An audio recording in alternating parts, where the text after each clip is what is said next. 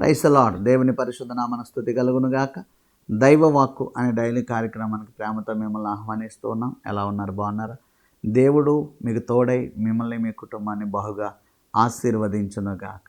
ఎపిసీలకు రాసిన పత్రిక 2వ అధ్యాయం 1వ వచనంలో మనం చూసినప్పుడు, మీ అపరాధముల చేతను పాపముల చేతను మీరు చచ్చిన వారై ఉండగా ఆయన మిమ్మను క్రీస్తుతో కూడా బ్రతికించెను. హల్లెలూయా.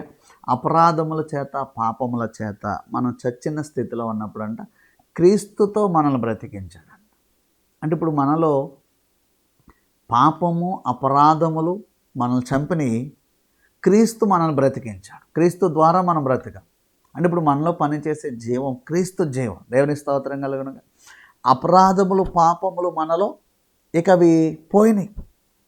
అందుకే రోమపత్రికలో పౌలు గారు రాస్తా అంటాడు, ఇక పాపము ప్రభుత్వము చేయదు. ఏ పాపమునకు ప్రభుత్వం చేసే అధికారం లేదట. ఇక మన మీద ఏ పాపము ప్రభుత్వం చేయనేరదు ఇక. దేవుని స్తోత్రం. ఎందుకంటే వాటిని మనలోంచి నశింపచేసి క్రీస్తు మనల్ని బ్రతికించాడు. ఆయన శిలువ ద్వారా ఆయన రక్తము కార్చి మనల్ని పవిత్రపరిచి చచ్చిన స్థితిలో ఉన్న మనల్ని క్రీస్తుతో కూడా మనల్ని లేపారట. దేవుని స్తోత్రం. బ్రతికించారట. చూడండి, ఆయన శిలువలో కొట్టబడి గాయపరచబడి రక్తం కార్చి ప్రాణం పెట్టి సమాధి చేయబడి 3వ దినాన్ని తిరిగి లేచారు. అంటే క్రీస్తుతో పాటు మనం కూడా లేపబడ్డాం.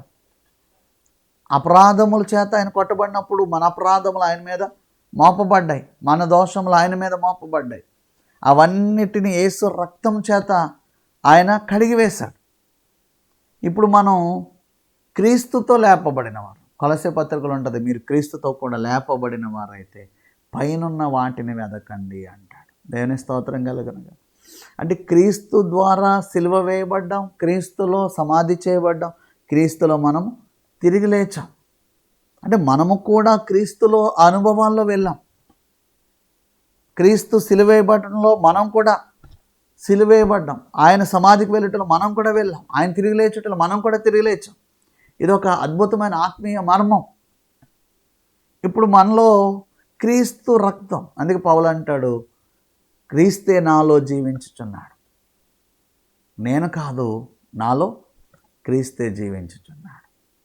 జీవించుచున్నది నేను కాదు అంటాడు.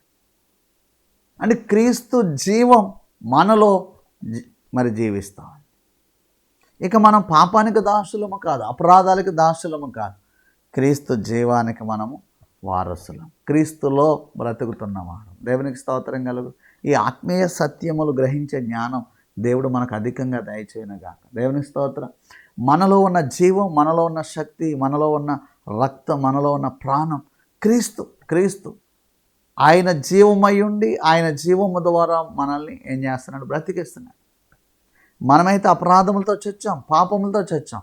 ఇప్పుడు అపరాధమును పాపమును చంపి క్రీస్తు ద్వారా మనల్ని బ్రతికిస్తూ ఉన్నాడు. సరే, నీలో నాలో ఇప్పుడు ఎవరి జీవం ఉందంటే యేసయ్య జీవం, యేసయ్య రక్తం, యేసయ్య జీవం చేత మనం జీవిస్తున్నవారు. కాబట్టి యేసు రక్తము చేత బ్రతికింపబడి జీవిస్తున్న మనం క్రీస్తు కోసం బ్రతకాలి. ఇక అపరాధములు పాపములు మన మీద ఏలుబడి చేయు, వాటికి అధికారం లేదు. మనం పాపులము కాదు, పవిత్రపరచబడిన క్రీస్తు రక్త యోధులం. దేవునికి స్తోత్రం కలుగునగా. క్రీస్తు కోసం జీవిద్దాం. దేవుని యొక్క ఆ యొక్క జీవం నీలో పని చేయునగా. ఆమె పరిశుద్ధుడు ఏంటంటే నీకు వందనాలు. విన్న వాక్యాన్ని గ్రహించి జ్ఞానం బిడ్డలకు దయచేయండి. నీ జీవం చేత నడిపించబడే భాగ్యం దయచేయండి. ఏ పాపానికి హక్కు లేదు, అధికారం లేదు. ఆ పాపములు జయించే శక్తి మాలో మెండుగా కలుగునగాక. నీ కృప దయచేయమని యేసు నామములో దీవించి ప్రార్థించి ఆశీర్వదించి అడుగుచున్నాను మా పరమ తండ్రి. ఆమేన్.